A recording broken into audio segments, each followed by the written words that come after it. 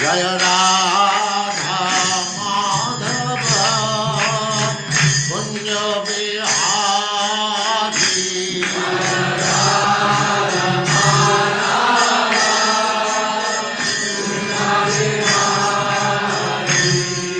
जय राधा माधव कुंज बिहारी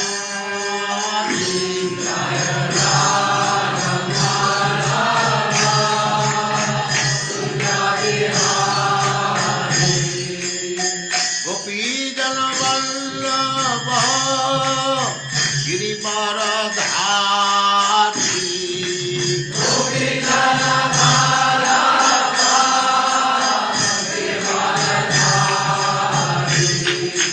गोपीजन वल्लभ गिरिवरधारी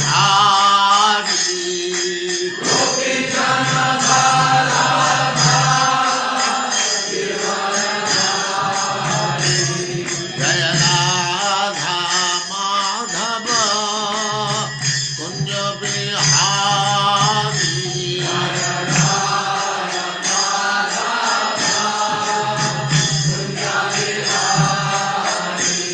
जय राधा माधव कुंज बिहारी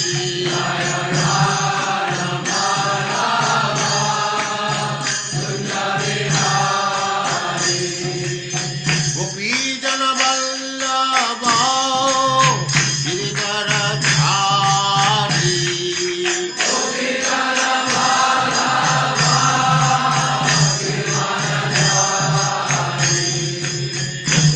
यशोदानंदन व्रज जनरंजन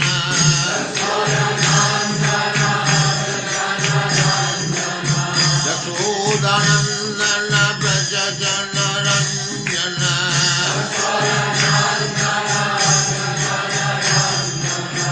जमुना तीर वनचारी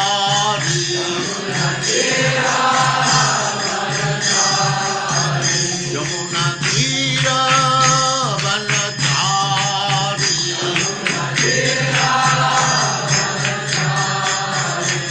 जय राधा माधव कुंज बिहारी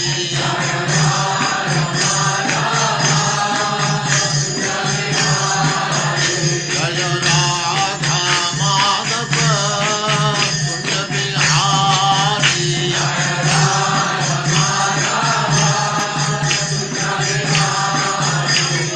गोपीजन वल्लभ गिरिवरधारी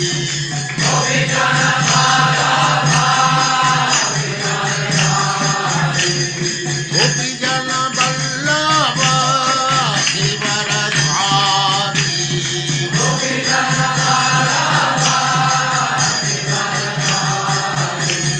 यशोदानंदन व्रज जनरंजन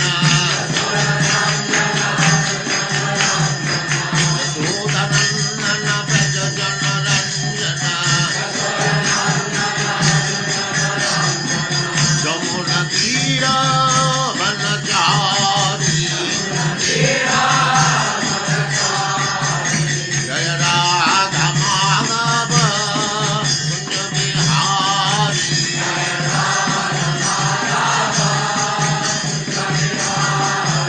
जय राधा माधव कुंज बिहारी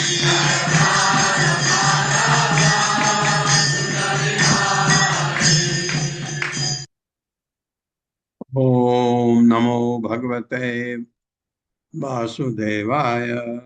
ओम नमो भगवते भगवते वासुदेवाय। वासुदेवाय। ओम नमो भगवते वासुदेवाय। ओम नमो भगवते नमो वासुदेवाय। भगवते ओम नमो भगवते वासुदेवाय। वासुदेवाय। ओम नमो भगवते वासुदेवाय। ओम नमो भगवते ओम भगवते वासुदेवाय। वासुदेवाय नारायणं नमस्कृत्य नारायणं नारायणं नारायणं नमस्कृत्य नमस्कृत्य नरं चैव नरोत्तमं नरं नरं चैव चैव नरोत्तमं नरोत्तमम् देवीं सरस्वतीं व्यासं देवीं देवीं सरस्वतीं सरस्वतीं व्यासं व्यासं ततो ततो जयमुदीरये। ततो जयमुदीरये। जयमुदीरये नष्टप्रायेषु अभद्रेषु नष्टप्रायेषु नष्टप्रायेषु प्रायेषु अभद्रेषु भद्रेषु नित्यं भागवत सेवया नित्यं भागवत भगवति सेवया। सेवया सेवया भगवते उत्तमा श्लोके भगवती भगवति उत्तमश्लोके उत्तमाश्लोके भक्तिर्भवति नैष्ठिकी। भक्तिर्भवति भगवति नैष्ठिकी। नैष्ठिकी। हरे कृष्ण। आप सबका स्वागत है। हरे कृष्ण सादर प्रणाम। प्रणाम। हाँ, जैसा मैंने कल कहा था कि एक एक लाइन को ध्यान से सुनिएगा, क्योंकि तात्पर्य बहुत लंबे हैं। हम उसको पूरा एक एक लाइन करके पढ़ने में बहुत टाइम लगेगा। इसलिए ये तात्पर्य जो आप पढ़ेंगे, सुनिए, उसमें कुछ पॉइंट मैं एक्सप्लेन करूंगा। उसके बाद इसके बारे में प्रभुपाद ने कृष्णा बुक में क्या लिखा है, ये राय विनोदिनी माता जी बताएंगी। और इस श्लोक के ऊपर विश्वनाथ चक्रवर्ती ठाकुर की ने क्या टीका लिखी है, हर्षा माता जी बताएंगी। इतना हम करके आगे बढ़ते हैं। इति तब सूर्य त्रिअधिपते अखिल लोकमल क्षपण कथा अमृत अब्धिम अवगाह्य तपांसि जहु किम उत पुनः स्वधाम विदुत आशय काल गुणा परम भजन्ति ये पदम अजरस सुख अनुभवम। मेरे साथ। इति तब सूर्य त्रिअधिपते अखिल लोकमल इति तव सूरयः त्रिअधिपति अखिललोकमल लोकमल क्षपण कथा अमृत अब्धिम अवगाय तपांसि जहु क्षपणकथा अमृत धीम अब्धिम् अवगाह्य तपांसि जहुः किमुत पुनः स्वधाम विदुत आशय काल गुणा किमुत किम् उत पुनः पुनः शधाम स्वधाम विदुत विदुताशय आशयकालगुणाः परम भजन्ति ये पदम अज्र सुख अनुभवम। परम परं भजन्ति भजन्ति ये पदम् अजस्रसुखानुभवम्। सुखानुभवम्।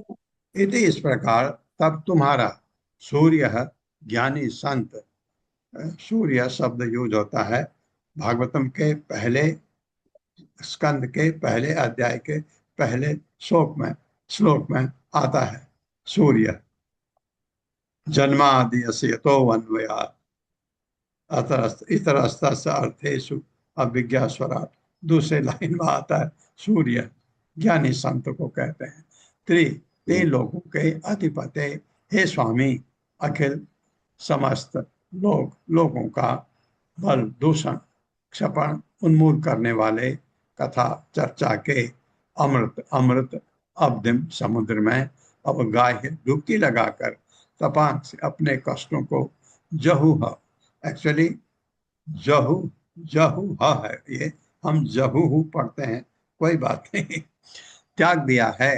किम उत क्या कहा जा सकता है, पुनः और भी स्व अपनी धाम शक्ति से विद्युत दूर किया हुआ आशय मनु के काल तथा समय के गुणा अवांछित गुण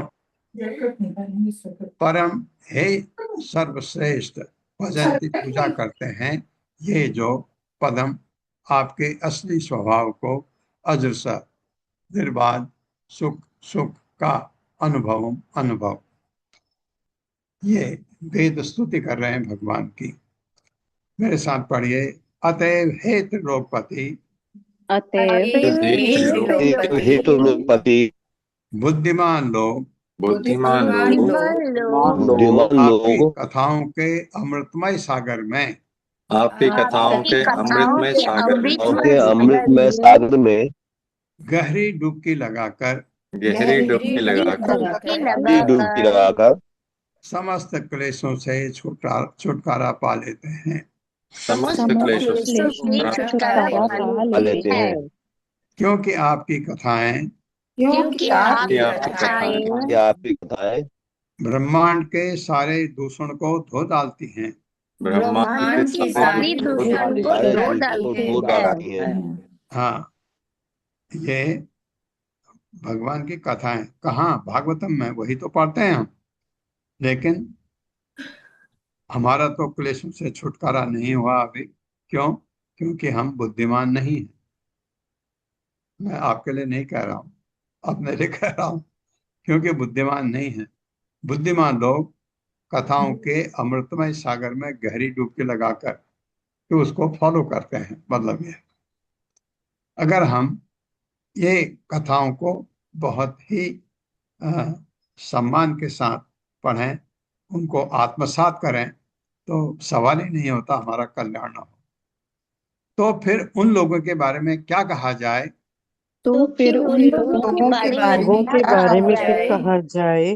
खाली सुनने वालों का अगर ध्यान से सुने तो ये हाल है। उनके बारे में क्या कहा जाए जिन्होंने आध्यात्मिक शक्ति के द्वारा जिन्होंने आध्यात्मिक शक्ति के द्वारा अपने मनों को अपने अपने मनों को बुरी आदतों से बुरी आदतों से और स्वयं को काल से मुक्त कर लिया है।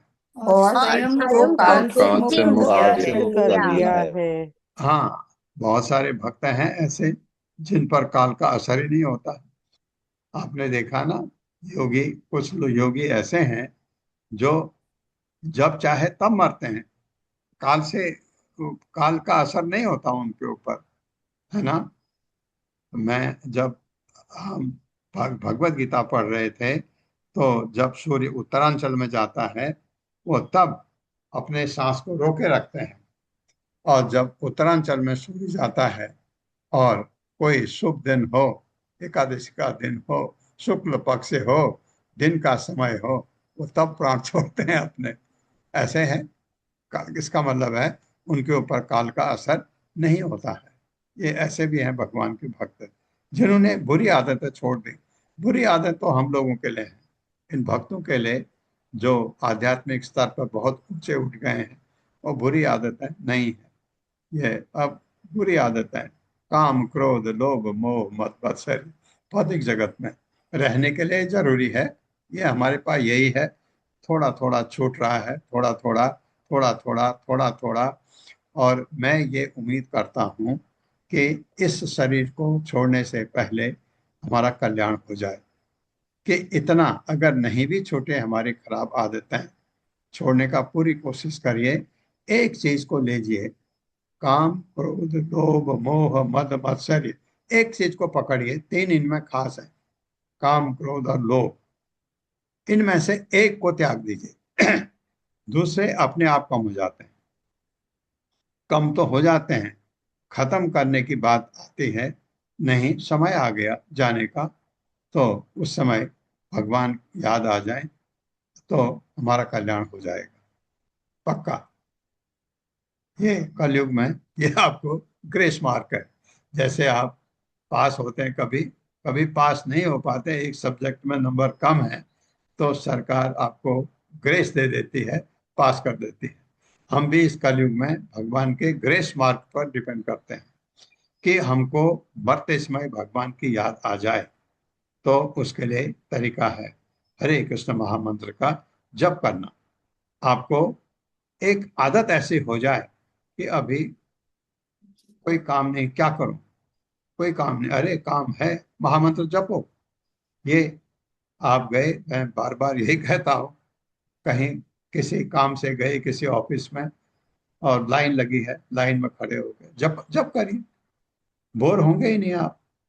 आगे पीछे वाले एक बार आपकी तरफ देखेंगे, आवाज कम कर लीजिए, फिर उनको समझ आ जाता है भगवान का भक्त है, जब कर रहा है करने दो, कोई आपको गाली नहीं करता। हाँ, जोर जोर से जपेंगे लोग कहते हैं भाई डिस्टर्ब मत करो। डिस्टर्ब तो नहीं है उनके लिए, लेकिन ठीक है, कोई बात नहीं।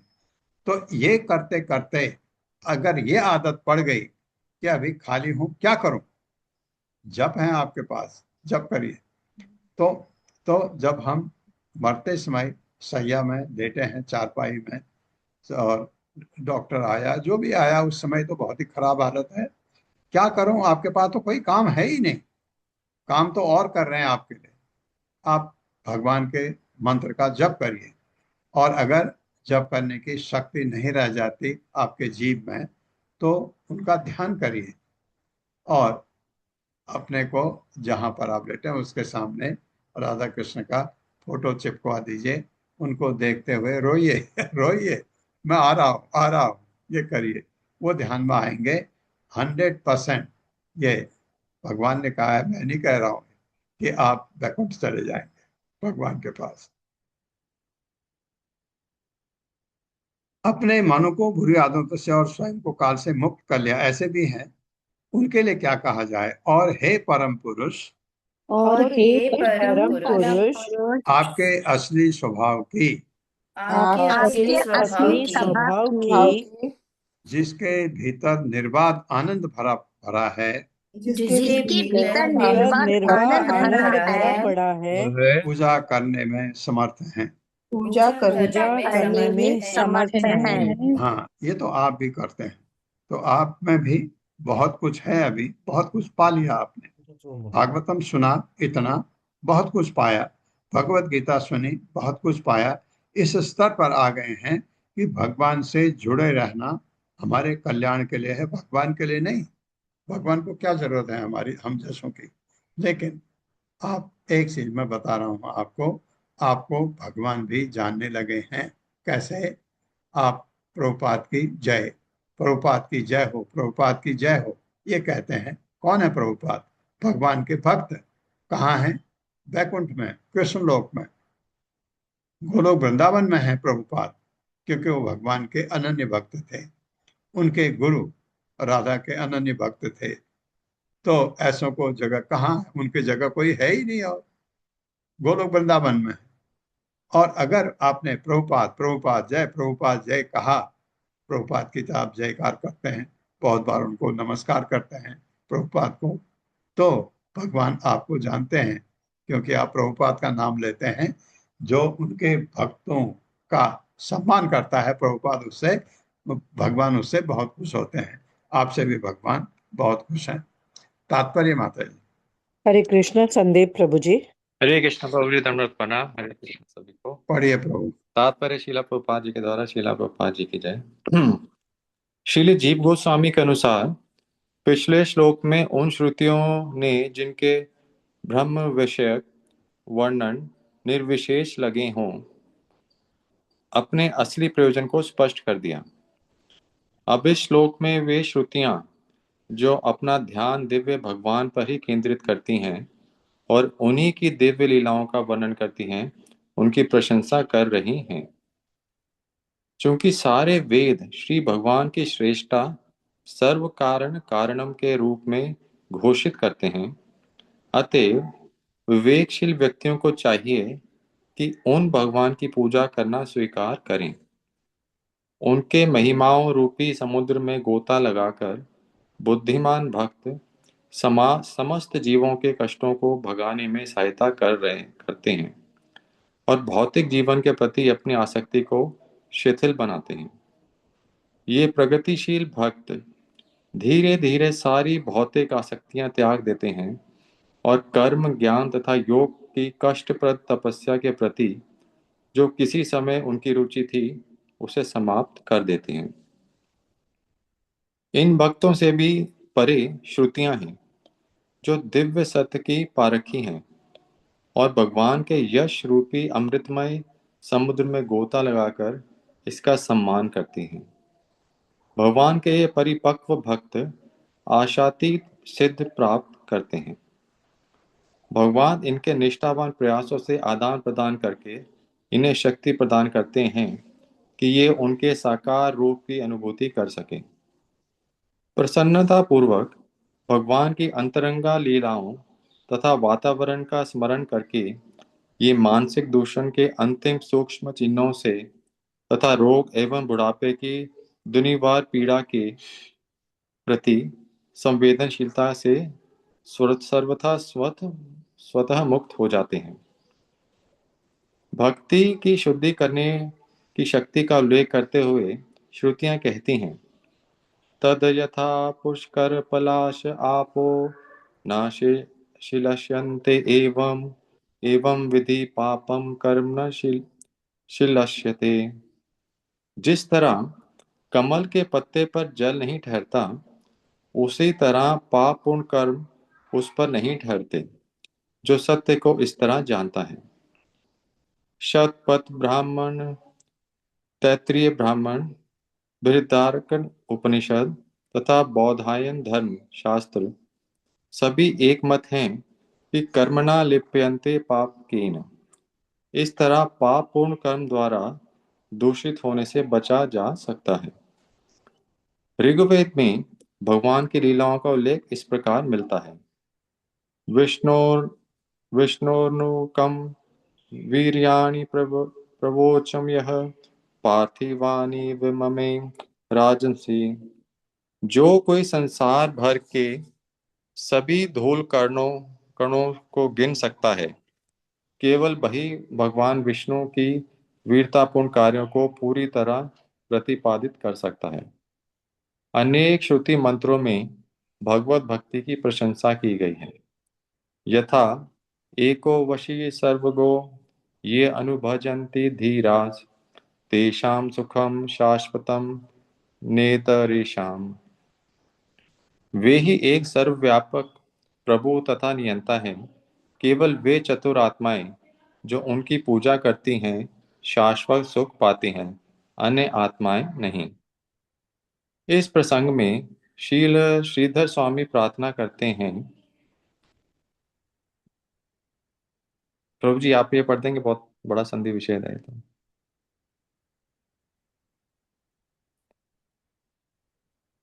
अच्छा मैं ट्राई करता हूँ। सकल मुझे कह रहे हैं प्रभु जी प्रभु, ये संधि विजय काफी बड़ा है। सकल वेद गणेति तस गणेत सद्गुण त्वम् इति सर्वमनीषि जना रता त्वयि सुभद्र गुण श्रवण आदि विहितौ पद स्मरेण गत क्लमा। हरे कृष्ण प्रभु जी। चूंकि सारे वेद आपके दिव्य गुणों का वर्णन करते हैं, इसलिए सारे विचारशील व्यक्ति आपके सर्व मंगलकारी गुणों के सुनने और उनका कीर्तन करने की ओर आकर्षित होते हैं। इस तरह आपके चरण कर्मों कमलों का स्मरण करके वे भौतिक दुख से मुक्त हो जाते हैं। हरे कृष्ण प्रभु जी, धन्यवाद। बहुत सुंदर था। एक शब्द ऊपर आया था, विवेक से। विवेक है हम में, अगर हम में बुद्धि है तो हम भगवान से जुड़ेंगे, भगवान की पूजा करेंगे, इस पर बल दिया है। और धीरे धीरे क्या होगा, आपको कैसे पता लगेगा कि आपकी भक्ति काम कर रही है? आपके धीरे धीरे धीरे भौतिक आसक्तियां कम हो जाएंगी। आप हफ्ते में एक बार सिनेमा जाते हैं, हफ्ते में एक बार मार्केट में चाट खाने जाते हैं, ये ऐसी आदतें होती है ना हमारी तुच्छ, तो कम हो जाएंगी आदत। धीरे धीरे ये आदत छूट ही जाएगी आपके। क्योंकि आप देखते हैं कोई सिनेमा है, 3 घंटा, 3.5 घंटा, 1 घंटा जाना 1 घंटा आना, 5-6 घंटा बर्बाद। 5-6 घंटे में हम तो 20 माला 40 माला जप सकते हैं, ये ख्याल आने लगता है तो बिल्कुल छूट। फिर आपको क्रिकेट का शौक है, क्रिकेट का मैच लगा है, आप खड़े हो जाते हैं, बिल्कुल नहीं। अब जब आप यहाँ इस तरफ आगे बढ़ेंगे भगवत भक्ति में, तो आपको कभी वो तुच्छ लगेगा। आपको सही बता रहा हूँ, ये अपना अनुभव बता रहा हूँ मैं आपको। और कभी आपको टेलीविजन में कोई बच्चों के कंपटीशन आते हैं, गाने के या नाचने के, अच्छे लगते थे, अब नहीं लगते हैं। अब अगर भगवान की कथा चल रही हो तो बहुत अच्छा लगता है। ये धीरे धीरे, मैं एकदम होगा नहीं कह रहा हूँ, धीरे धीरे फिर आपके घर में न्यूज़पेपर आता है। आप ठीक है, न्यूज़पेपर मुझे अच्छा लगता था इसलिए क्योंकि वो पेपर बहुत काम आता था। मैं कभी शुरू से न्यूज़पेपर में ज़्यादा पढ़ता नहीं था क्योंकि मुझे टाइम नहीं होता था जब मैं काम करता था। जैसे हमारे ये संदीप प्रभु हैं, इनको भी समय कम होता है, तो न्यूज़ पढ़ने का वो ऊपर ऊपर क्या लिखा है। बाद में क्या हुआ, न्यूज़पेपर बंद कर दिया हमने क्योंकि हम उसको पढ़ते नहीं थे। क्यों? फिर न्यूज़ टेलीविज़न में देख सुन लेते थे। अब टेलीविज़न की न्यूज़ में न्यूज़ से ज़्यादा ऐड आते हैं, वो भी त्याग दिया, अच्छा नहीं लगता। अब कहाँ सुनो न्यूज़, लोगों से सुन लेते हैं, कुछ कुछ होगा तो सुन लेते हैं, और नहीं तो आपके मोबाइल में भी न्यूज़ मिल जाती है, कोई खास हो तो। मन ही नहीं करता। ये धीरे धीरे अनुभव की बात कर रहा हूं मैं आपको। तो कैसे आपकी भक्ति बढ़ रही है आगे, आपको भौतिक चीजों से लगाव कम होने लगता है। छूट जाएगा मैं नहीं कह रहा, कम होने लगता है। अब जैसे आप जप कर रहे हैं और कोई आया, जा रहा है आपके घर के सामने से, आपका मित्र है। पहले क्या होता था, उसको बुलाते थे, अरे आ जाओ गप मारते हैं, है ना। अभी आप जब कर रहे हैं, वो दिखा, आप पीठ लगा सकते हैं उस तरफ, क्योंकि वो आपका समय बर्बाद करता है। ये जो जनसंग है बहुत ही खतरनाक है, क्योंकि वो लोग हमारे काम के हैं ही नहीं। वो लोग आपका समय बर्बाद करेंगे। और हाँ, आपको भगवान का भक्त कहीं जाते दिखा, आप उसको दूर से हरे कृष्णा प्रभु, प्रभु आइए पानी पी के जाइए, आप, क्योंकि उससे बात करते हैं, क्योंकि वो भगवान का भक्त है।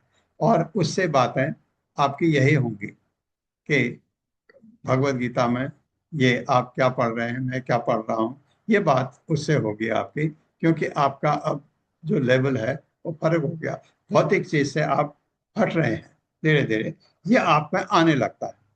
जब ये आप में आ रहा है तो आप सोचिए कि आपकी भक्ति आगे बढ़ रही है। और ये बड़ा अच्छा एक दिया था, कमल के पत्ते, जो खराब आदतें हैं वो आपसे छूटती हैं। कैसे? वो आप पर असर ही नहीं कर पाती हैं। कोई आपको गाली करे, आपको, आप भी गाली कर देते थे पहले, अब आप सुनते उसको कान बंद कर लेते हैं, आपको वो इफेक्ट नहीं करता। बहुत आगे आप बढ़ेंगे तो आपको उनके ऊपर भी दया आती है। ऐसा नहीं कि अपने भाई से प्यार है और उससे गुस्सा है, नहीं, वो समभाव, वो बहुत आगे बढ़ने पर ये देखा जाता है भक्तों के बारे में। बहुत ही सुंदर था। कृष्णा बुक में माता जी कुछ लिखा है, राय विनोदिनी माता जी। हरे कृष्ण प्रभु जी, दंडवत प्रणाम। जी प्रभु जी, थोड़ी सी चीजें इनसे अलग जो प्रभुपाद वर्णन कर रहे हैं उनको हम पढ़ सकते हैं। तो प्रभु जी, कल हमने जहाँ खत्म किया था उसके आगे से हम शुरू करते हैं, क्योंकि प्रभु जी कृष्णा बुक में श्लोक वाइज नहीं दिया हुआ। नहीं दिया है, हाँ बिल्कुल। जी जी। तो कल जहाँ समाप्त किया था उसके आगे से शुरू कर रही हूँ। हाँ, थोड़ा सा आप बोलिए, फिर उसके जी, बाद उसको फिर दूसरे श्लोक में कंटिन्यू करेंगे। कंटिन्यू कर सकते हैं, बिल्कुल ऐसे ही दिया हुआ है प्रभु जी। तो इस श्लोक के लिए प्रभुपाद ने पिछले श्लोक से कंटिन्यू करते हुए वेदों की शिक्षा को प्रभुपाद सारांशित करते हुए बता रहे हैं कि श्री कृष्ण प्रत्येक व्यक्ति को अपनी शरण में आने का परामर्श देते हैं तथा वेदों की शिक्षा का यही मार्ग है। चूंकि समस्त कारणों के कारण श्री कृष्ण हैं, अतएव विधि विधानों का पालन करके सभी प्रकार के ऋषि मुनि उनकी उपासना करते हैं। जब भी ध्यान करने की आवश्यकता होती है, तब महान व्यक्ति अंतर मन में श्री कृष्ण के दिव्य विग्रह पर ध्यान करते हैं। तो यहाँ पर प्रभुपाद जो लोग ध्यान में जाते हैं उनको रिलेट करते हैं कि यदि कोई ध्यान योग का पालन कर रहा है और वेदों से शिक्षा ग्रहण कर रहा है, तो उन योगियों की तरफ हमें सोचना चाहिए कि वो योगी अंततः कर क्या रहे थे, फाइनली वो योगी क्या कर रहे थे। तो वो योगी भी वेदों के माध्यम से श्री कृष्ण का ही ध्यान कर रहे थे, ऐसा प्रभुपाद समझा रहे हैं। आगे प्रभुपाद कीर्तन की महिमा जो इस श्लोक में बताई गई उसके बारे में कहते हैं, श्री कृष्ण के विषय में वार्तालाप करना गायन को अथवा गायन को कीर्तन कहा जाता है। और एक बहुत सुंदर प्रभुपाद ने यहाँ कृष्ण भावनामृत की डेफिनेशन समझाई है कि भगवान श्री चैतन्य महाप्रभु ने कीर्तनीय सदा हरि को श्रेष्ठ बताया है। इसका अर्थ है श्री कृष्ण के विषय में ही चिंतन तथा वार्ता करनी चाहिए, अन्य किसी वस्तु के विषय में नहीं। इसी को कृष्ण भावनामृत कहते हैं। तो जैसे कि हम कृष्ण भावनामृत संघ में जुड़े हैं तो हमें डेफिनेशन समझ में आनी चाहिए कि कृष्ण भावनामृत अंततः है क्या। तो कृष्ण भावनामृत का अर्थ बता रहे हैं प्रभुपाद कि श्री कृष्ण के विषय में चिंतन करते रहना, उनकी वार्ता करते रहना और अन्य सभी विषयों और वस्तुओं को त्याग देना कृष्ण भावनामृत है।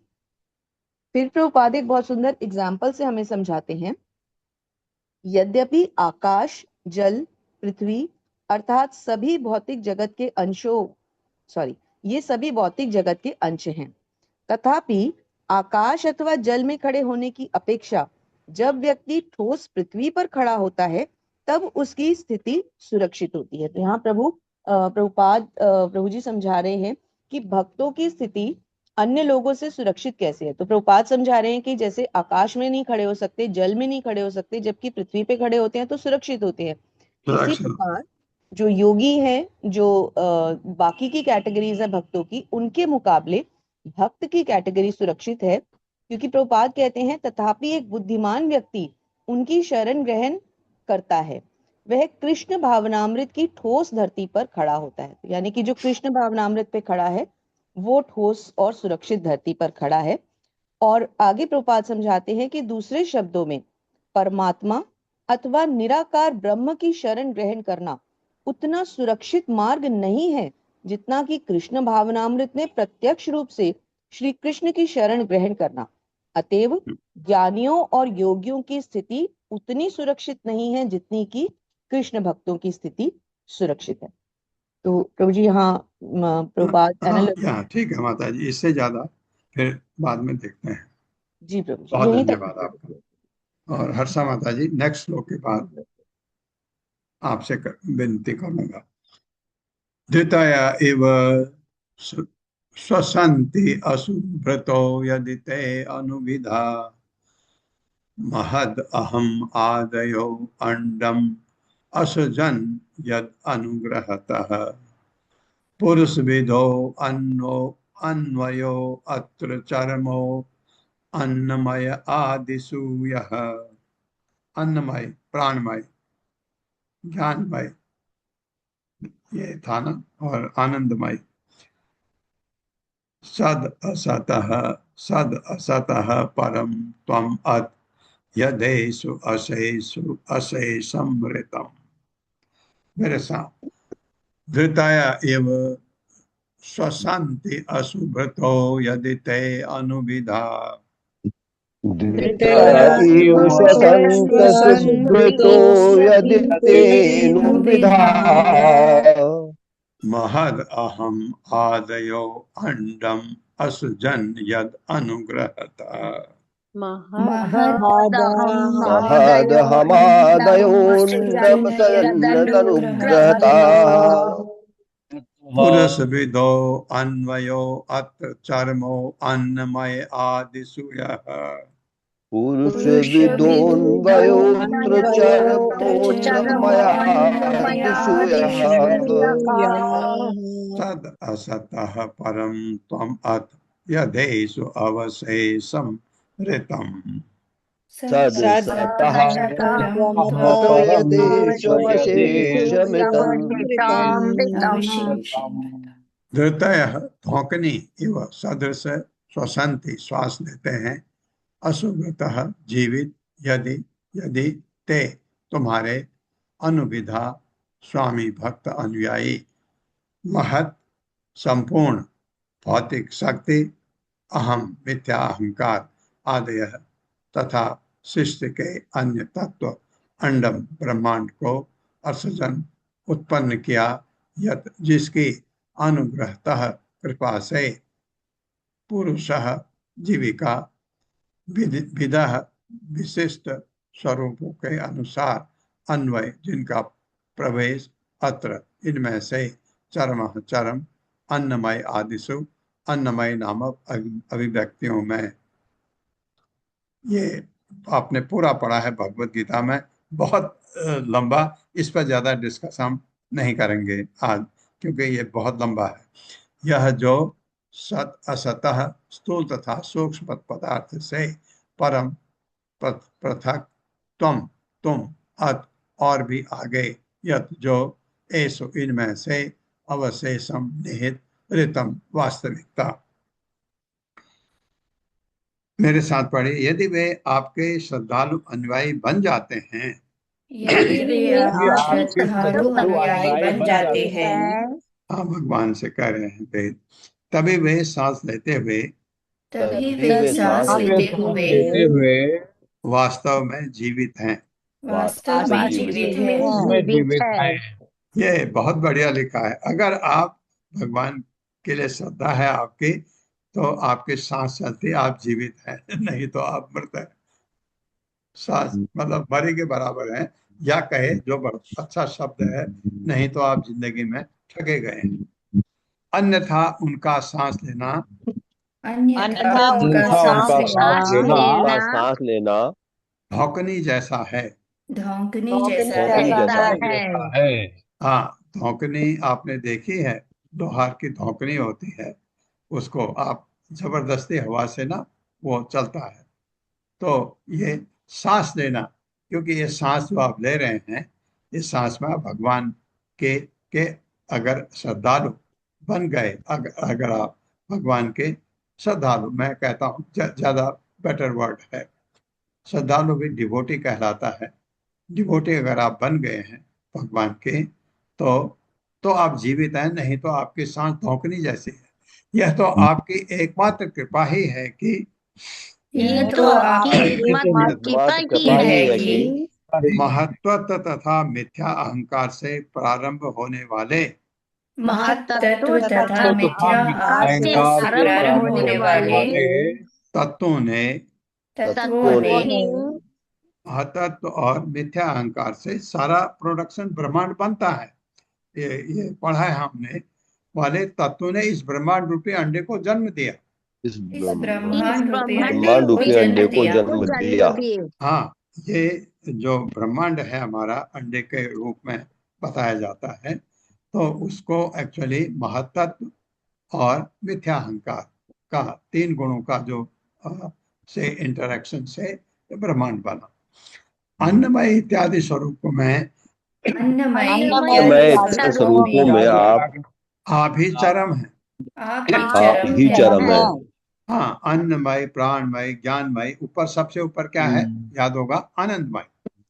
आनंदमय क्योंकि ये आपका जो मनोमय आता है, ऊपर आनंदमय आता है, सबसे ऊपर जब आप स्पिरिचुअल अध्यात्म में पहुंच जाते हैं वो आनंदमय है। आनंद तो भगवान का नाम है, तो इसका मतलब भगवान के साथ हो जाते हैं। आप ही चरम है क्योंकि सबसे ऊपर आप है। अन्नमय में आदमी सोचता है खाली बस प्राण बचाने के लिए तो अन्न चाहिए, तो कुछ लोग अभी भी ऐसे हैं कि वो सुबह से शाम तक काम करते हैं, कमाते हैं, खाते हैं, ये वो अन्नमय है। सिर्फ अपने शरीर को बचाने के लिए अन्न खाते हैं, उससे ज्यादा न उनको सोच है न कुछ है, वो अन्नमय में आता है। जो जीव के साथ भौतिक आवरण में प्रवेश करके भौतिक आवरणों में प्रवेश करके उसके ही जैसे स्वरूप ग्रहण करते हैं, उसके ही जैसे स्वरूप ग्रहण करते हैं। स्थूल तथा सूक्ष्म भौतिक स्वरूपों से भिन्न स्थूल तथा सूक्ष्म भौतिक स्वरूपों से भिन्न आप उन सबों में निहित वास्तविकता हैं। आप उन सबों आप उन सबों में निहित वास्तविकता हैं। है ना, आपका स्थूल शरीर है, सूक्ष्म शरीर है, वही तो हमारा दुश्मन है। उससे भिन्न आप सब में निहित वास्तविकता है, अंदर है ना आपके परमात्मा। ये तात्पर्य माता जी। हरे कृष्ण। अत्रि माता जी। हरे कृष्ण। तात्पर्य शिल प्रभुपाद की जय, शिल प्रभुपाद के द्वारा उसके लिए जीवन प्रयोजन रहित है। जो अपने अत्यंत हितैषी के प्रति अज्ञानी बना रहता है और उसकी पूजा नहीं करता, ऐसा व्यक्ति का सांस लेना लोहार की धोखनी के सांस लेने से बेहतर नहीं है।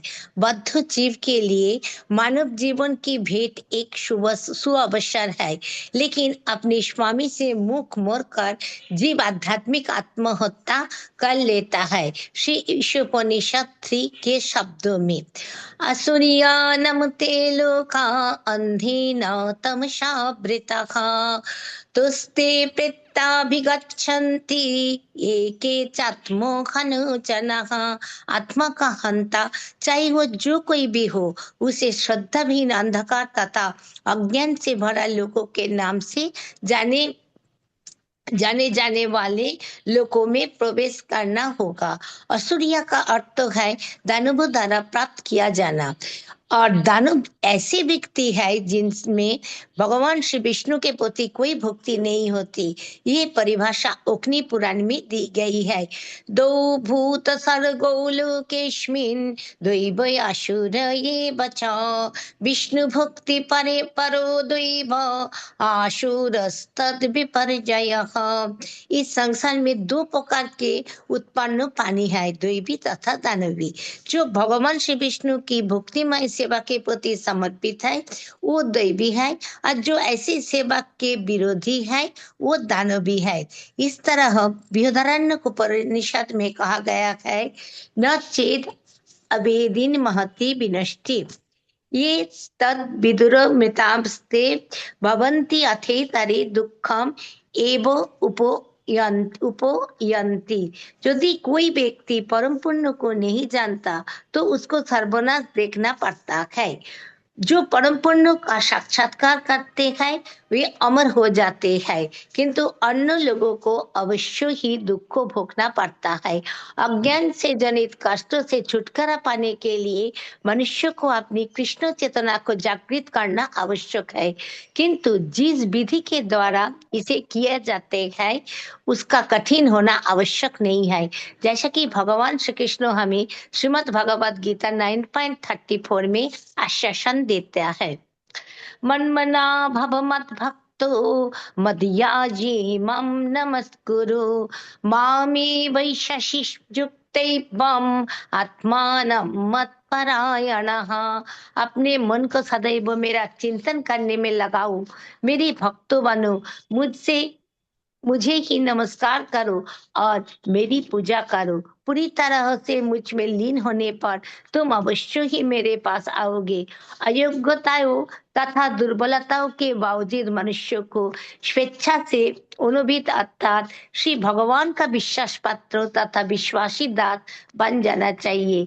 कठोपनिषद की घोषणा है 2.2.13, नित्यो नित्यानां चेतन चेतनानां एको बहूनां यो विद्याति कामान् तं पृथगं येन पश्यन्ति धीराः तेषां शांति शाश्वती नैतरेषां।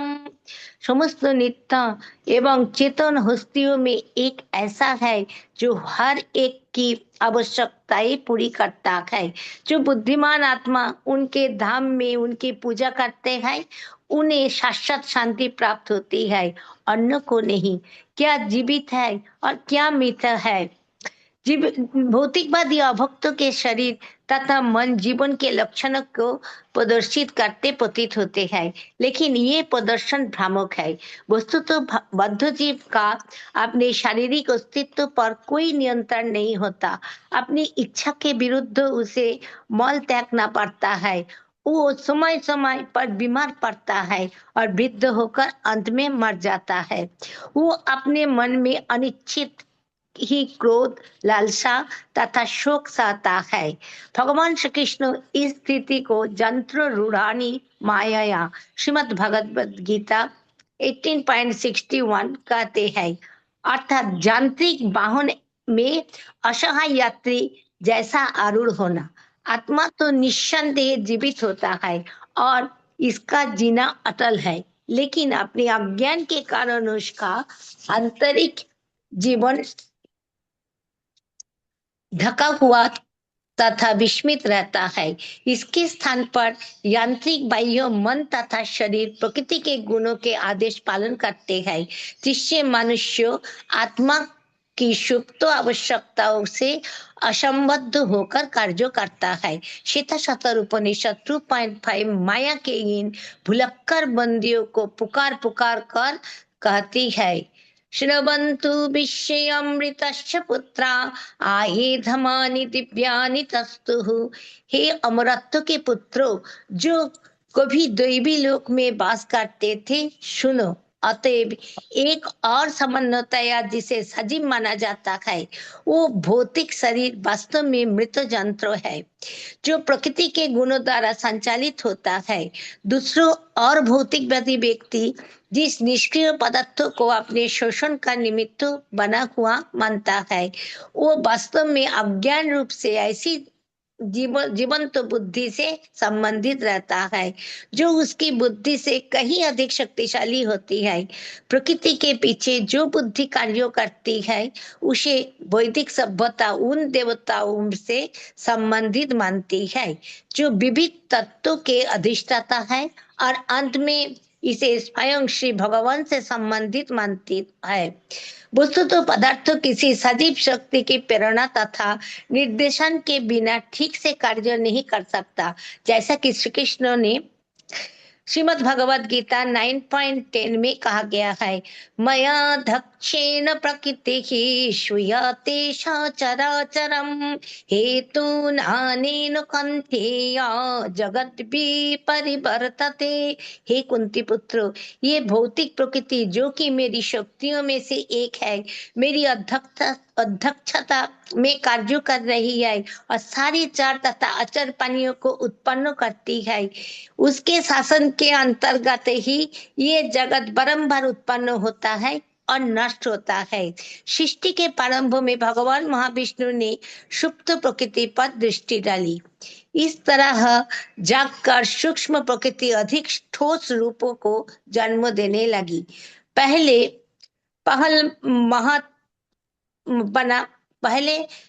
मत बना, फिर प्रकृति के तीनों गुणों के संयोग से मिथ्या अहंकार बना, और तब धीरे धीरे विभिन्न भौतिक तत्व यथा बुद्धि, मन, इंद्रिया और 5 भौतिक तत्व और अनेक अधिष्ठाता देवता बने। किंतु पृथक पृथक रूप पा चुकने के बाद भी ये देवता विविध तत्वों के अधिष्ठाता है। तब तक दृश्य जगत का निर्माण नहीं कर पाए, जब तक भगवान श्री विष्णु ने अपनी विशेष कृपा प्रदान करके एक बार फिर हस्तक्षेप नहीं किया। इसका वर्णन श्रीमद् भागवतम के 3 स्कंध 3.5.38 to 39 में मिलता है। एते देवा कला विष्णु कालो मायांश लिंगिनः नानत्वात् सक्रियानि सः प्रोचु प्रञ्ज्वलयो विभुं देवायुचुः ननामते देव पदारविन्दं उपशमात पत्रं जन्मूलकेता जदयो अंजशोरु संसार दुखम वन्नीरुत क्षिपन्ति। इस भौतिक तत्व के अधिष्ठाता देव भगवान श्री विष्णु के शक्ताभिष्ट अंश है। वे बहिरंगी शक्ति के अंतर्गत शाश्वत काल द्वारा देह पाते हैं और वे उनके विभिन्न अंश है। जब उन्हें विश्व के विविध कार्य सौंप दिए गए और उन्हें नहीं कर पाए, तो उन्होंने श्री भगवान की हृदयंगम स्तुति की। देवताओं ने कहा, हे प्रभु, आपके चरण कमल शरणागतों के लिए छाती के समान है, जो समस्त भौतिक क्लेशों से उनकी रक्षा करते हैं। सारी ऋषि मुनि उसी की छाया में समस्त भौतिक क्लेशों से छूट जाते हैं। अतएव हम आपके चरण कमलों को सादर नमस्कार करते गए। एकत्र ही उन तत्वों के देवों को प्रार्थना सुनकर श्री भगवान ने उन पर कृपा प्रदर्शित की। श्रीमद् भागवतम 3.6.1-3 इति ताशं सशक्तीनां शतीनां अशमित्य शखा पशुप्तो लोकतन्त्राणां निशम्यो गतिमीश्वरः कालसङ्गं तदा देवीं बिभ्रच्छक्तिम् उरुक्रमः त्रयोविंशति तत्त्वानां गणं युगोपदयापिछात् सोनु प्रविष्ट भगवान चेष्टारूपेण तं गणं भिन्नं संयोजयामास सुप्तम कर्म प्रबोधयन्। इस तरह श्री भगवान ने अपनी शक्तियों तथा महत्त्व के संयोग न होने के कारण ब्रह्मांड के सृजन कार्य को ठप्प होते सुना। तब परम शक्तिमान श्री भगवान अपनी बहिरंग शक्ति देवी काली सहित 23 तत्व के भीतर एक ही समय में प्रविष्ट हुए। ये काली देवी के समस्त तत्व को एक में मिलाने वाली है। इस तरह जब भगवान अपनी शक्ति के द्वारा तत्व में प्रविष्ट हो गए तो सारे जीव जागकर विभिन्न कर्म में लग गए, जिस तरह कोई व्यक्ति निद्रा से जागकर अपना कार्य करने लगे। श्रील प्रभुपाद ने भगवान श्री कृष्ण को आत्मा को आच्छादित करने वाले अहंकार के 5 कोशों की व्याख्या की है। शरीर के भीतर जीवन के 5 विभिन्न भाग है जो अन्नमय, प्राणमय, मनोमय, विज्ञानमय तथा आनंदमय नाम से जाने जाते हैं। इनका उल्लेख तैत्तरीय उपनिषद के ब्रह्मानंद वल्ली में हुआ है। जीवन के प्रारंभ में प्रत्येक प्राणी भोजन के प्रति सचेत रहता है। बालक तथा पशु केवल उत्तम भोजन पाकर ही संतुष्ट होता है। चेतना का यह स्तर जिसमें भरपेट भोजन की ध्येय होता है अन्नमय कहा जाता है। अन्न का अर्थ है भोजन। इसके बाद जीवित रहने की चेतना आती है। यदि बिना किसी आक्रमण या संघार के व्यक्ति अपना जीवन बिता सकता है तो वो स्वयं को सुखी मानता है। इस स्थिति को प्राणमय अर्थात अपने अस्तित्व के प्रति सचेतना कहते हैं। इस स्तर के पश्चात जब व्यक्ति मानसिक स्तर पर अवस्थित होता है तो उस चेतना को मनोमय कहते हैं। भौतिक सभ्यता मूलतः अन्नमय, प्राणमय तथा मनोमय इन्हीं 3 कोशों पर आधारित है। शुभ व्यक्तियों की प्रथम चिंता आर्थिक विकास, द्वितीय चिंता विनाश से सुरक्षा और इसके बाद मानसिक विचार की चेतना होती है जो कि जीवन मूल्यों के प्रति दार्शनिक पक्ष है। यदि दार्शनिक जीवन की विकास प्रक्रिया द्वारा मनुष्य बौद्धिक जीवन के स्तर पर पहुंच जाता है और ये समझ पाता है कि वो ये भौतिक शरीर नहीं अपितु आत्मा है तो वो विज्ञानमय अवस्था को प्राप्त होता है। तब आध्यात्मिक जीवन के विकास द्वारा वो श्री भगवान या परमात्मा को समझ पाता है। जब व्यक्ति श्री भगवान से अपना संबंध विकसित कर लेता है और भक्ति करता है तो जीवन की वो अवस्था कृष्ण भवनामृत अथवा आनंदमय अवस्था कहलाती है। आनंदमय ज्ञान तथा शाश्वतता का आनंदपूर्ण जीवन है। जैसा कि वेदांत सूत्रों में कहा गया है, आनंदमय अभ्यासात परम ब्रह्म तथा अधीनस्थ ब्रह्म अथवा पूर्ण पुरुषोत्तम भगवान तथा जीव दोनों ही स्वभाव से आनंदमय है। जब तक जीव अन्नमय, प्राणमय, मनोमय तथा विज्ञानमय नामक 4 निम्न कोशों में रहते हैं तब तक उन्हें जीवन की भौतिक अवस्था में स्थित माने जाते हैं। किंतु जैसे ही जीव आनंदमय स्थिति को प्राप्त कर लेता है वो मुक्तात्मा बन जाता है। श्रीमद् भगवत गीता में इस आनंदमय स्थिति को ब्रह्मभूत स्थिति कही गई है। वहाँ ये कहा गया है कि इस ब्रह्मभूत अवस्था में कोई उद्वेग अथवा कोई तृष्णा नहीं रह जाती। इस स्थिति का प्रारंभ तब होता है जब व्यक्ति समस्त जीवों पर समभाव रखते हैं। इसके बाद इसका विस्तार कृष्ण भावना की स्थिति तक होता है जिसमें व्यक्ति सदैव परमेश्वर की सेवा करने के लिए लालायित रहता है। भक्तिमय सेवा में आगे बढ़ने की ये लालसा भौतिक जगत में इंद्रिय तृप्ति की लालसा जैसा नहीं होती। दूसरे शब्दों में आध्यात्मिक जीवन में भी लालसा रहती है किंतु वो निर्मल हो जाती है। जब हमारी इंद्रियां निर्मल हो जाती है तो ये अन्नमय, प्राणमय, मनोमय तथा विज्ञानमय समस्त भौतिक स्थितियों से मुक्त हो जाती है और वे कृष्ण भवनामृत के आनंदमय जीवन में अर्थात आनंदमय नामक सर्वोच्च स्थिति को प्राप्त होती है। मायावादी दार्शनिक आनंदमय स्थिति को परम ब्रह्म में लीन होने की स्थिति कहते हैं। उनके लिए आनंदमय का अर्थ है परमात्मा तथा जीवात्मा का तादात्म्य, किंतु वास्तविक तत्व तो ये है कि एक हो जाने का अर्थ परम पुण्य में समा जाना और अपना व्यक्तिगत अस्तित्व खो देना नहीं है। आध्यात्मिक अस्तित्व में लीन होने का अर्थ तो ये है कि जीव अपनी गुणात्मक एकता परमेश्वर के सच्चित गुणों के साथ समझ लेता है। ये समझ पाता है कि शाश्वतता तथा ज्ञान जैसे परमेश्वर के गुण उसमें भी है। वास्तविक आनंदमय स्थिति तभी प्राप्त होती है जब व्यक्ति भक्ति में संलग्न होता है। इस तत्व की पुष्टि श्रीमद् भगवद गीता में की गई है। मद भक्ति लभते परान। ब्रह्मभूत आनंदमय स्थिति तभी पूर्ण होती है जब परमात्मा तथा अधीनस्थ जीवात्माओं के बीच प्रेम का आदान प्रदान होता है। जब तक व्यक्ति जीवन के इस आनंदमय स्तर को प्राप्त नहीं कर लेता, तब तक उसका श्वास लेना लोहार की धोखनी के श्वास लेने के समान है।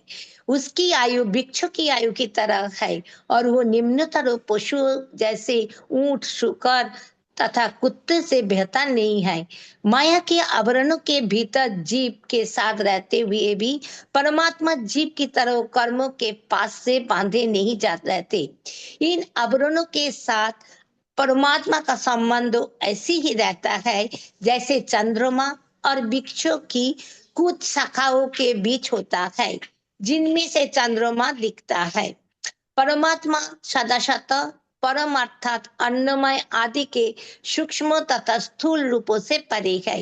यद्यपि उनके भीतर समस्त कर्म के साक्षी रूप में प्रवेश करता है।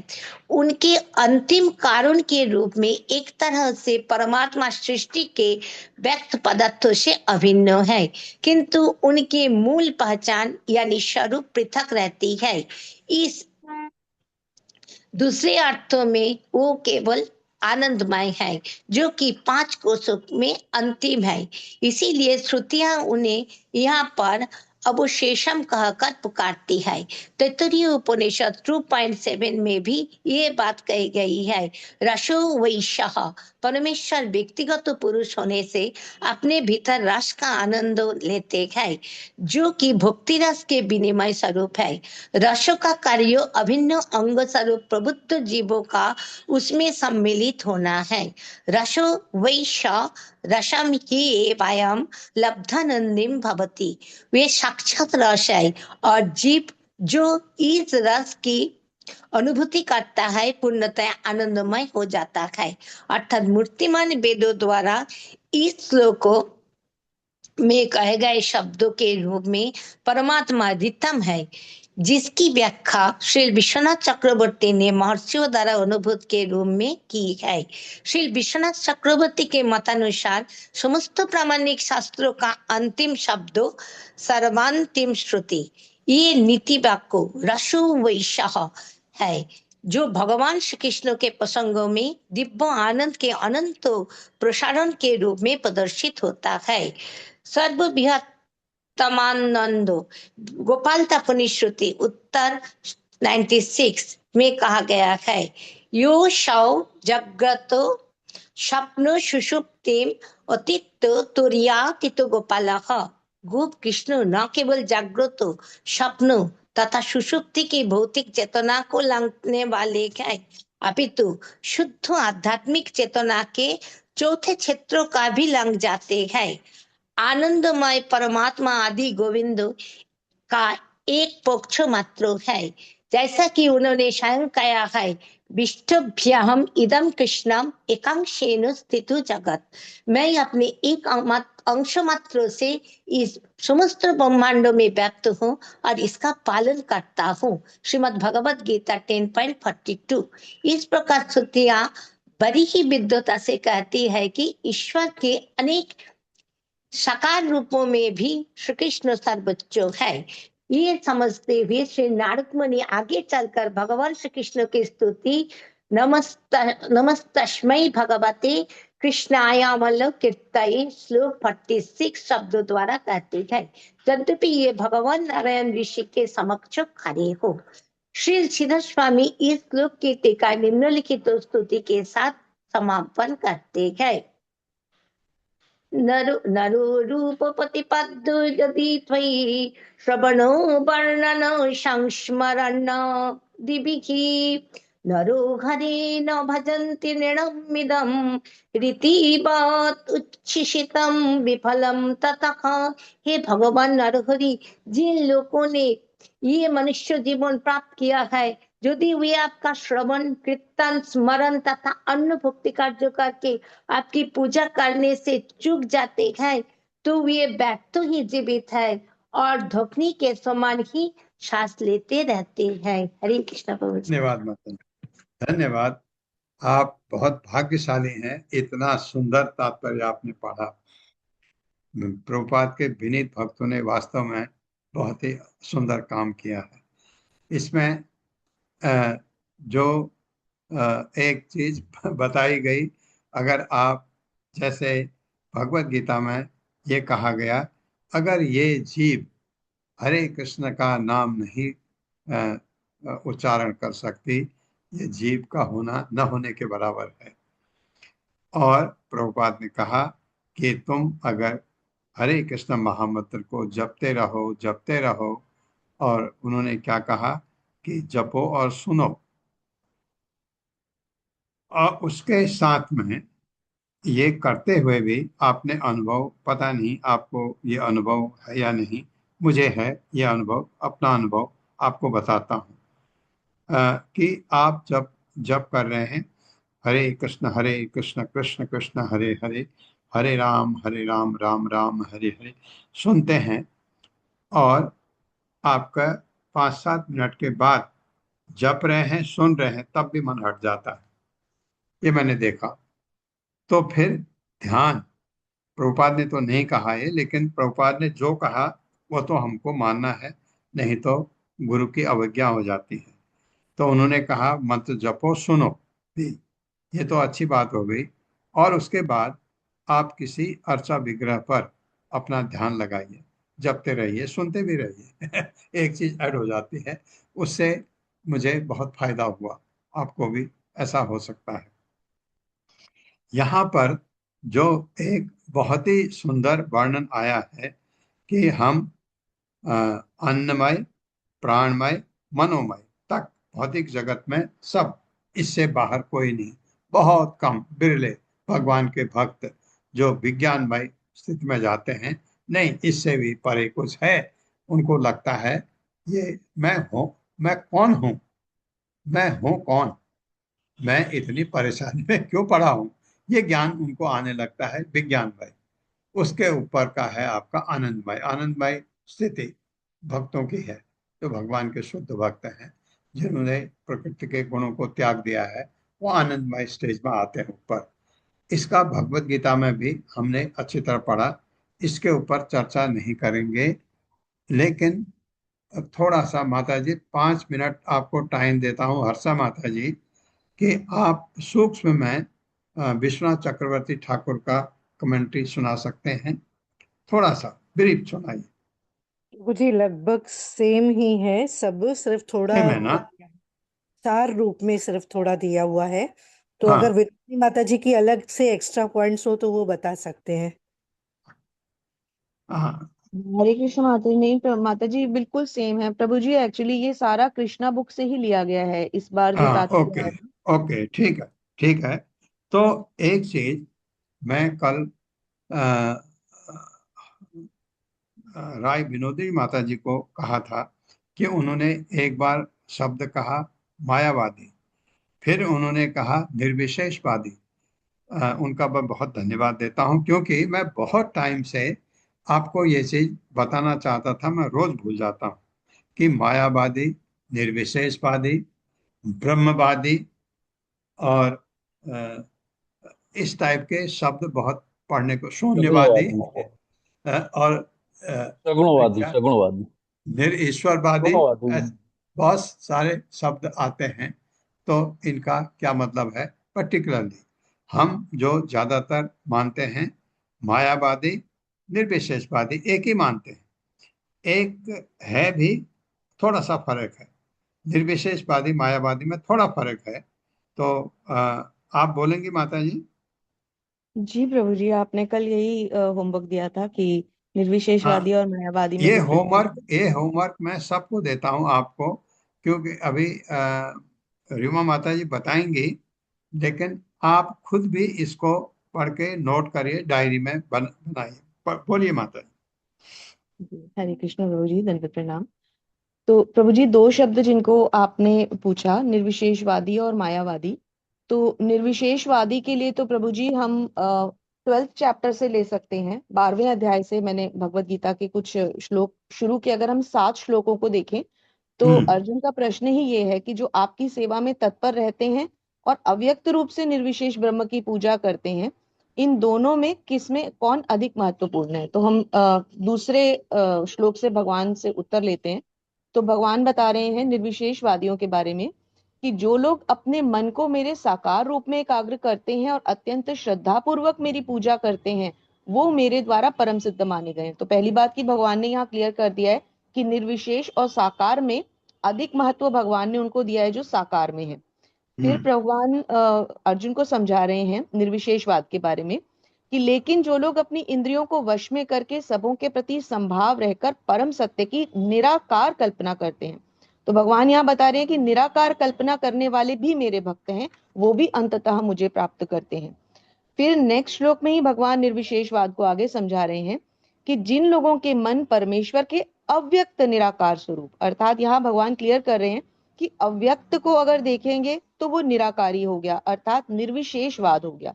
तो निर्विशेषवाद को हम क्लियर कट उन लोगों के लिए मान सकते हैं, जैसे कि ऐसे जो भक्तों की कैटेगरी है जो भगवान के रूप को नहीं मानते, वो निर्विशेषवादियों को मानते हैं। इनमें मुख्यतः बौद्ध धर्म के लोग आ जाते हैं, ब्रह्म कुमारीज आ जाती हैं और कुछ अन्य संप्रदाय और धर्म भी आते हैं। और मायावाद को यदि हमें समझना है तो प्रभु जी, मैंने 7वें अध्याय के 15वें श्लोक से लिया, जहां भगवान अपनी 3 कैटेगरीज बताते हैं अब भक्तों की जो उनकी शरण में नहीं आते।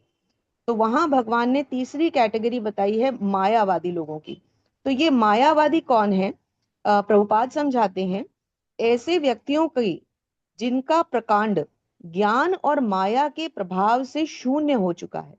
तो ऐसे लोगों में प्रभुपाद स्पेसिफिकली लिख रहे हैं कि यथा महान दार्शनिक, कवि, साहित्यकार, वैज्ञानिक आदि, जिन्हें माया भ्रांत कर देती है। तो मायावादी हम उनको मानेंगे प्रभुपाद के अनुसार कि जो लोग ना तो निर्विशेष को समझ रहे हैं, ना साकार रूप को समझ रहे हैं, जिन्हें ज्ञान तो है लेकिन वो भगवान को समझना नहीं चाह रहे।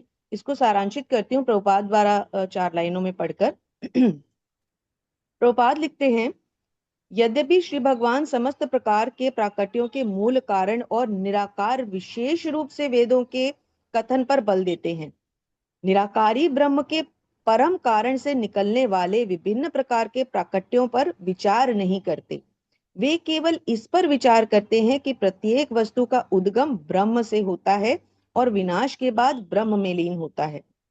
किंतु मायावादी विश्वास करते हैं कि अपने प्राकट्य से पूर्व क्रमबद्ध संसार, क्रमबद्ध यहाँ महत्वपूर्ण शब्द है कि माया के कारण वो भगवान का अस्तित्व ना मान के उसे क्रमबद्ध मान रहे हैं कि ये तो कोई भौतिक या साइंटिफिक थियरी है। सृष्टि के पश्चात भी ब्रह्म में रहता है, उसके पूर्व भी ब्रह्म में रहता है और ब्रह्म में विलीन हो जाता है, क्योंकि उन्हें ये ज्ञात ही नहीं है कि ब्रह्म क्या है। हरे कृष्ण प्रभु जी, ये छोटा सा ब्रीफ सा निकाला है, वैसे तो इस पे बहुत लंबे पेजेस हैं एक्सप्लेनेशन के। हाँ, बहुत लंबी। अब आप ऐसा समझिए, इनको क्यों मायावादी कहते हैं?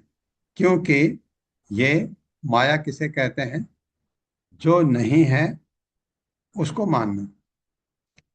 ये जैसे ये इसको जो भौतिक जगत है, इसको ये कहते हैं ये माया है। आप, मैं, हमारे रिलेशन, ये मायावादी लोग इसको कहते हैं माया है, ये मिथ्या है। मिथ्या है मतलब माया है, इसलिए इनको मायावादी कहा जाता है। और ये ब्रह्म में, ब्रह्म है, हम हैं, एक ही हैं, इनको अद्वैतवाद भी कहते हैं, क्योंकि मैं भी भगवान हूँ। क्यों? मैं भगवान में लीन हो सकता हूँ। मैं भगवान आगे बढ़ा, भगवान में लीन हो गया, बस मेरी कार्यकलाप खत्म। एक ही चीज फायदा है इसमें, इसको मुक्ति, जिसको हम मोक्ष कहते हैं, वो प्राप्त करना चाहते हैं। मोक्ष से इनको एक ही फायदा होता है कि जो भौतिक जगत की जो वेदनाएं हैं उनसे परे हो गए। लेकिन सुख कहाँ है वहाँ? सुख तो जब आपको कुछ दिखे, आपको कुछ करने को मिले, आपको कुछ सेवा मिले, आपको कुछ कोई सेवा करे, कुछ भी करे, आप कुछ करो, खेल करो, कूद करो, देखो, तो तभी तो आपको खुशी होगी। हाँ, वो वैकुंठ में है, वो परमात्मा ईश्वर के रूप में। ये ये तो ये अभी आप पढ़िएगा, फिर बात करेंगे किसी दिन। ब्रह्मवाद मायावाद में थोड़ा फर्क है, बहुत थोड़ा। ब्रह्मवाद, मायावाद और निर्विशेषवाद। निर्विशेषवाद भगवान के एट्रीब्यूट्स को भी नहीं मानते, भगवान में कोई गुण है वो भी नहीं मानते। तो ये चीज आप लोग सब पढ़िएगा इसको किसी दिन, इसके बारे में, क्योंकि अभी तो हमारा ये 27वां अध्याय, ये पूरा हो जाएगा तो बात करेंगे। आप सब पढ़ के आइए, अपने अपने विचार दीजिए, तब हम उसको समराइज करेंगे। हरे कृष्णा। आप सबका बहुत बहुत धन्यवाद है।